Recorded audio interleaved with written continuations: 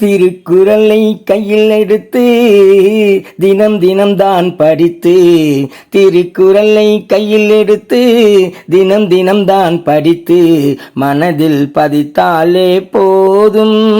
நீ நினைக்கும் நன்மை எல்லாம் உன்னை வந்து சேரும். நீ நினைக்கும் நன்மை எல்லாம் உன்னை வந்து சேரும். திருக்குறளை கையில் எடுத்து தினம் தினம் தான் படித்து, மனதில் பதித்தாலே போதும். உன் மனதில் பதித்தாலே போதும். இறைமாட்சி அதிகாரத்தை உளமறத்தான் உணர்ந்து தெளிவாய் படித்தினையும் அறிந்திடத்தான் வேண்டும்.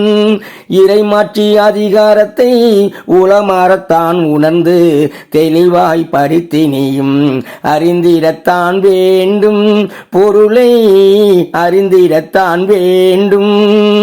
திருக்குறளை கையில் எடுத்து தினம் தினம் தான் படித்து, மனதில் பதித்தாலே போதும். உன் மனதில் பதித்தாலே போதும்.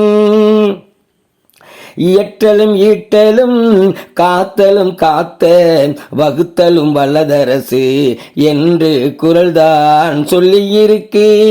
இயற்றலும் ஈட்டலும் காத்தலும் காத்த வகுத்தலும் வல்லதரசு என்று குறள்தான் சொல்லியிருக்கு என்று திருக்குறள்தான் சொல்லியிருக்கு. திருக்குறளை கையில் எடுத்து தினம் தினம் தான் படித்து, மனதில் பதித்தாலே போதும். உன் மனதில் பதித்தாலே போதும்.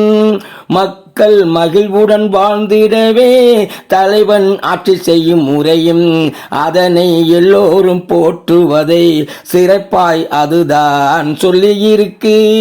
மக்கள் மகிழ்வுடன் வாழ்ந்திடவே தலைவன் ஆட்சி செய்யும் முறையும் அதனை எல்லோரும் போற்றுவதை சிறப்பாய் அதுதான் சொல்லியிருக்கு.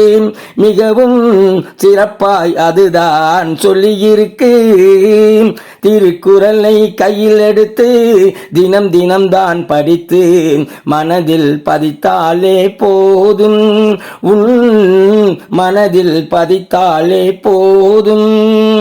நாட்டை ஆளும் தலைவனுக்கும் ஒரு குடும்ப தலைவனுக்கும் அதனை வழிநடத்தும் முறையை சொல்லியிருக்கு.